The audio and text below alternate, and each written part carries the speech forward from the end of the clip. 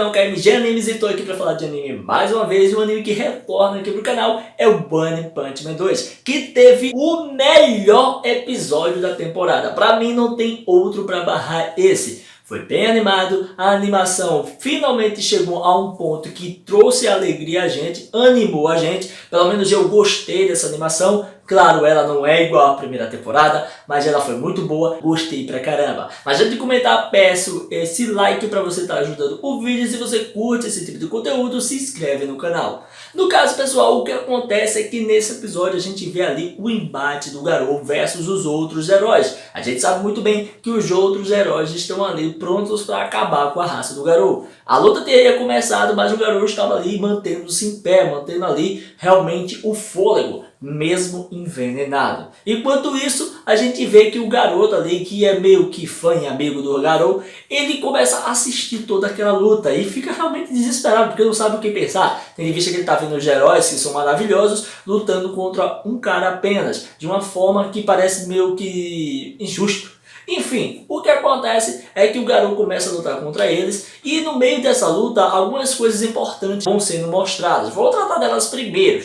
O que acontece é que a gente vê que é falado que os heróis estão ali por oportunismo e não por querer ser herói e não por salvar alguém. Porque na verdade eles até mesmo nem chamaram os heróis classe S porque eles querem ganhar prestígio. Tudo isso é pela vaidade. Olha que sacanagem, cara. E simplesmente a gente vê que o próprio Garou fala, ó, você voltar decepcionando algumas pessoas, tendo em vista eles estão ali por oportunismo. É o que ficou bem claro. Mas no fim das contas também a gente sabe que o próprio Garou ele é um perigo para os heróis. Então ele está ali, é também certo. O Garou é o vilão, mas pelo menos é um vilão que pensa, né? Um vilão inteligente. E o que acontece é que a luta é muito boa, velho. A luta é realmente bem coreografada, tem muita cena de ação, a pancadaria corre solta, o Garou faz cada plano que você fica sem fôlego. As partes quando ele tá batendo no inimigo, ele pega um herói lá, segura e começa a meter porrada na barriga, e depois joga um, aí depois vai pra outro.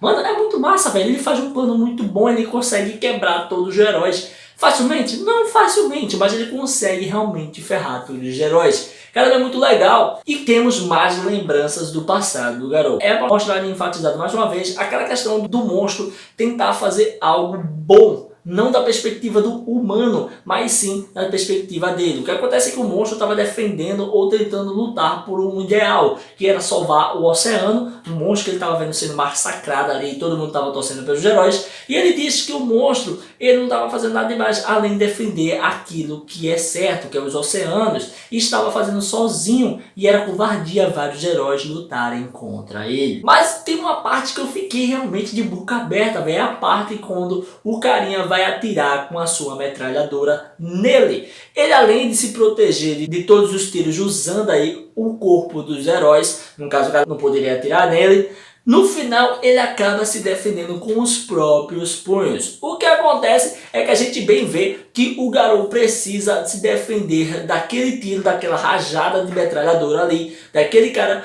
porque muito bem tem atrás dele o garoto para ele defender. Ele não pode ficar se esquivando porque uma hora o cara vai atirar no garoto. Então, nesse momento, ele acaba tendo que se superar para poder chegar num nível muito maior. Mas até mesmo ele já deixou bem claro que aqueles caras serviriam como degrau. Como ele está fraco, se ele vence aqueles caras, por mais que eles sejam mais fracos, no estado que ele está, ele iria ficar mais forte. E aí o legal de tudo isso é que quando o cara dá aquele ataque, que é chuveiro mortal, onde apenas aparece um rosto de caveira na cara do Death Goblin, o que acontece é que ele começa a defender todos os tiros e desviar as balas restantes para que não batam no garoto. Ele literalmente defende o garoto. Ele não quer saber de mais nada, a não ser defender o garoto e ferrar os heróis. Feito bizarro, né? Um monstro que defende o garoto e os heróis que estão quase batendo o garoto.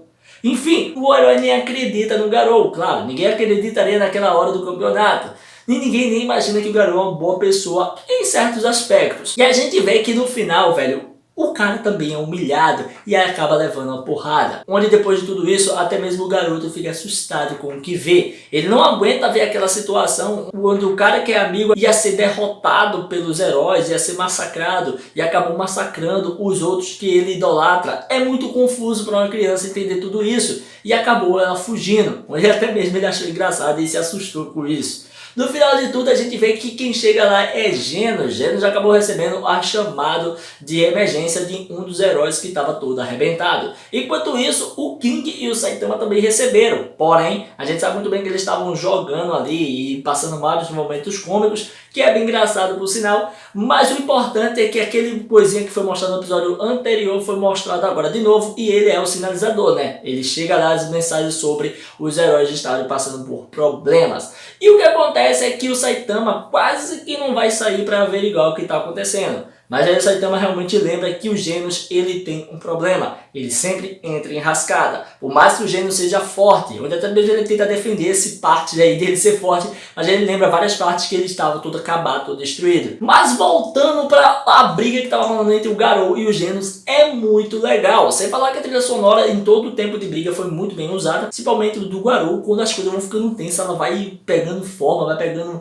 um estilo diferente, e isso eu gostei pra caramba, foi muito bem usado nesse episódio. A pena é a que do Genos não aparece tanto, tendo em vista que a gente sabe muito bem que eles estão utilizando muito mais o som das lutas. Foi tanto o som de explosão de laser de batalha que realmente não dá pra ouvir a trilha sonora. Incomoda? É claro que incomoda, porque eu gosto muito dessa trilha sonora. Mas mesmo assim eu prefiro mais ver o som dos impactos do que uma boa trilha sonora, em vista que os impactos também dá emoção. E no fim de tudo a gente vê que o Genos ele é muito esperto e ele está muito mais avançado, onde até mesmo tem um momento que o Garou começa a usar as habilidades do cão de guarda, e aí quando ele vai usando as habilidades dele, ele começa a atingir uma velocidade muito maior e até mesmo vai arrancar o braço do Genos. Mas o braço do Genos na verdade é sobressalente, ele pode retirá-lo, onde até mesmo faz o braço uma própria arma e prende o Garou. Caramba, velho, eu não imaginava que o Genos estava tão forte assim. No final de tudo, o Garou é mais forte e acaba até mesmo arrancando uma árvore jogando no Genos. Mas não para por aí, a briga vai continuando, vai ficando mais extensa, o negócio vai ficando mais hardcore, Genos voando e girando e o pau comendo no centro. Eu já estava muito empolgado. E na altura desse campeonato, eu nem me lembrava como é que ia acontecer aquela situação ali, que eu li o mangá, mas já faz um tempinho.